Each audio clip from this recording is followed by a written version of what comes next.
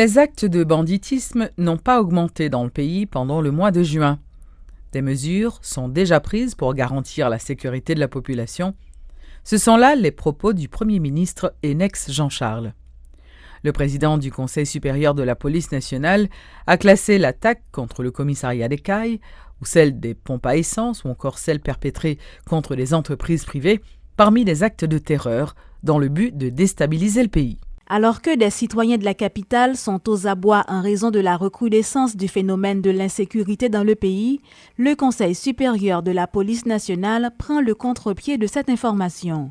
Le président du CSPN, Enex Jean Charles, fait le point. Dans le mois de juin, nous à Cap Fini, nous constatons dans les statistiques qui sont disponibles au niveau de la police nationale que il y a une véritable diminution acte banditisme par rapport à premier mois de l'année 2016 et par rapport à statistiques l'année dernière.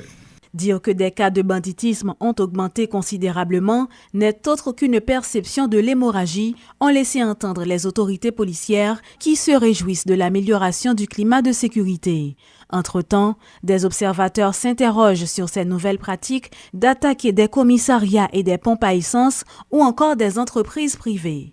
À cela, le Premier ministre Enex Jean Charles répond. C'est des actes de terreur, des actes qui posaient et que nous constatons que ça a fait dans but pour faire moun peur. Et peur ça a créé dans le sens pour aboutir à une déstabilisation. Dans chaque cas, nous pas entrer dans la logique enquête se poursuit, enquête fait, enquête a continué, il y a des enquêtes qui aboutissent, il y a des enquêtes qui a continué, il y a des arrestations qui faites dans chaque cas et nous en bonne voie pour révéler à la population qui est-ce qui auteur, co-auteur, complice et aller jusqu'à auteur intellectuel de actes qui posait. Sur cette même lancée, des dispositions et mesures sont déjà prises pour protéger les vies et les biens. Pas question pour les bandits de continuer à semer la terreur, martèle le chef du gouvernement. Nous renforcer à travers le pays, particulièrement dans la zone côté qui a plus de terreur, nous renforcer la présence de la police. Nous augmenter le contrôle qui fait sous machine, particulièrement machine qui teintée, nous augmenter le contrôle qui fait sous motocyclette. Et nous entamer un processus de collaboration avec entreprises privées, comme ça fait dans tout pays, pour nous mieux contrer l'attaque bandit. La police nationale d'Haïti, très critiquée ces derniers jours par plus d'un, va devoir redoubler de vigilance pour garantir la sécurité de toute la population. Entre-temps, cette dernière est invitée à rester calme. Le porte-parole de la police nationale, Franz Lerbourg, a révélé que la recrudescence de l'insécurité ne relève pas du simple banditisme. Ce type de criminalité est difficile à combattre. Des contraintes sociopolitiques compliquent le travail des agents de la PNH, a ajouté le haut gradé de la police nationale. Tout dysfonctionnement qui gagne dans tout appareil institutionnel, l'autre appareil institutionnel est tombé sous donne. Donc, réponse nous, dans le temps, il y a toujours limité à court terme. Nous, à long terme, on a des problèmes qui posent. Mais à court terme, vous devez voir que il y a des contradictions, il y a des conflits d'intérêts dans la société. Il y a des gros conflits d'intérêts et puis ils manifestent dans la rue. Donc, même pas bon petit temps quand même pour comprendre ça qui passe et pour agir sur lui. Et action pour apprendre l'instrument par le bas que juridique et judiciaire. Alors que le problème, non seulement il y a sociologique, il y a économique, il y a purement criminel. On parle de crime organisé, mais vous comprenez? C'est des gens, par exemple, qui ont intérêt dans le crime organisé. Maintenant, sous bagage qui passe, nous posons une question.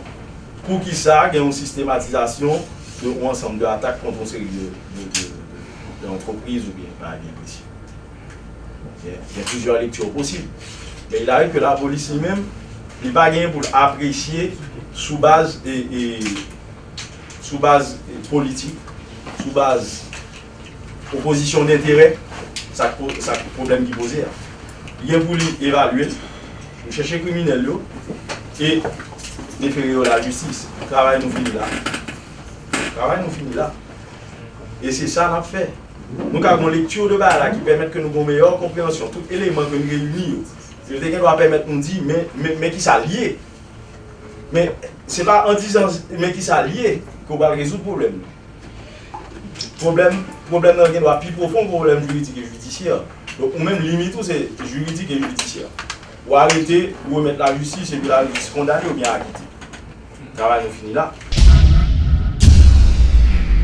Interrogé lors d'une rencontre du CSPN avec la presse ce mardi, M. Ennex Jean-Charles rappelle que son gouvernement n'est pas un gouvernement de facto. Il dit être mal à l'aise par rapport aux rumeurs, laissant croire qu'il aura à prendre les rênes du pays si le Parlement décide de ne pas prolonger le mandat du président Privert. Moins pas confortable lorsque nous retrouvons dans une situation côté nous pas fin trop clair qui côté nous aller. Est-ce que je suis confortable dans le fait que certaines personnes répétent nom comme monde qui t'a supposé venir diriger le pays? Moi, son citoyen haïtien qui a servi le pays d'Haïti jodi. Et jodi sous base un accord qui te prend 5 février 2016, moi a occupé fonction Premier ministre.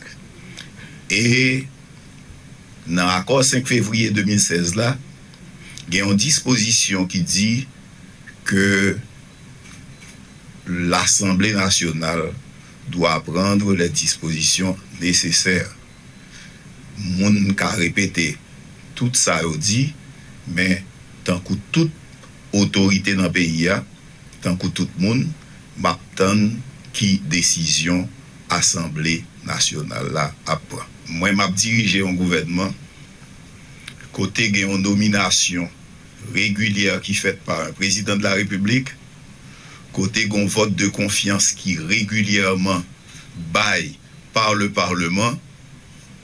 Moi, pas gain absolument et gouvernement n'a pas gain absolument aucun élément qui peut faire que le qualifier de gouvernement de facto. Personnellement, compte tenu de toute route que je fais pour aujourd'hui à me retrouver dans la tête du gouvernement pays, je ne suis pas trop à l'aise si je suis certitude que je diriger un gouvernement qui de facto, je vais retirer comme tout doucement. Donc, moi, pas diriger un gouvernement de facto, m'a diriger un gouvernement légitime, côté à la fois nomination et vote parlement est fait de manière régulière. L'Union européenne n'a pas été sollicitée par le gouvernement pour la réalisation des joutes électorales à venir.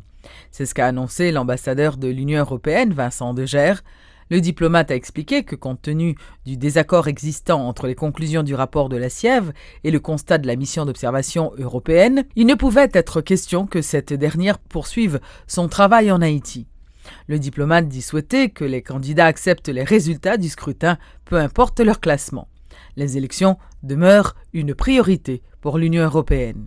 Nous, ce qu'on souhaite quand même, c'est qu'il y ait rapidement et le plus rapidement possible des institutions légitimes qui soient mises en place en pleine capacité, je dirais, pour prendre des décisions stratégiques pour le pays. Je crois que M. Berlanger et son équipe au Conseil électoral provisoire ont un très très gros travail à faire parce qu'effectivement, il y a beaucoup d'améliorations qu'il faut apporter au processus. Il en a mis en place un certain nombre. J'ai beaucoup discuté avec lui de la question des mandataires et ça, je crois que c'est un thème qui lui tient à cœur. Il va essayer d'y apporter une solution. Je lui souhaite bien sûr d'y parvenir parce que malheureusement, M. Oppon n'avait pas lui réussi à convaincre les partis politiques en fait de la nécessité d'assainir cette situation. J'espère que lui y parviendra. Il a notre plein soutien bien sûr dans cette épreuve. Mais je lui ai dit une chose, c'est qu'en fait la clé on la verra le 9 au soir ou le 10 octobre au matin après le futur premier tour qui est annoncé selon le calendrier que le CEP a proposé. On verra d'abord s'il y aura un taux de participation significatif à cette élection.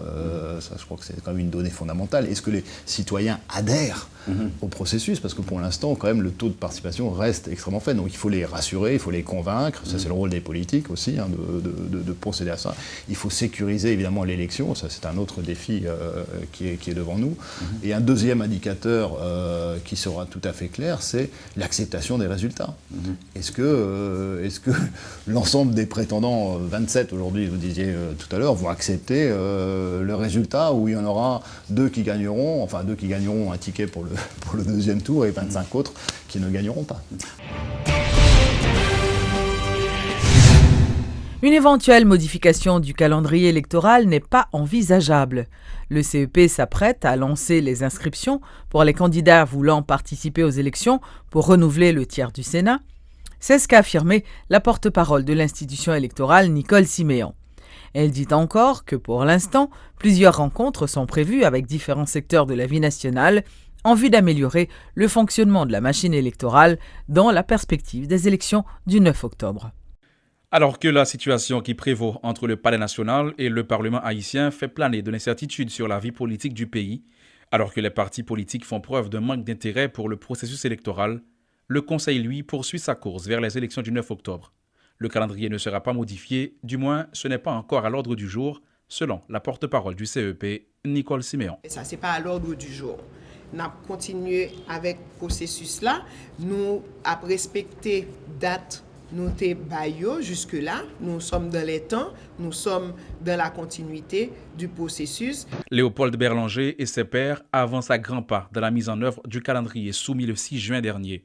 Après la confirmation des candidats à la présidence, c'est maintenant le moment pour les volontaires de se manifester en vue de prendre part aux élections pour renouveler le tiers du Sénat. 30 partis politiques ayant déjà retenu leur place, selon Nicole Siméon. Maintenant, tout 30 ça, nous avons inscription et confirmation de ces partis et un nouveau parti politique qui est enregistré. Et puis, il y a l'autre parti politique que CEP1 parce que l'hypoco gagne toute pièce prend sous réserve. Parallèlement, le Conseil électoral progresse vers les élections présidentielles du 9 octobre. Désormais, le cap est mis sur l'amélioration du fonctionnement de la machine.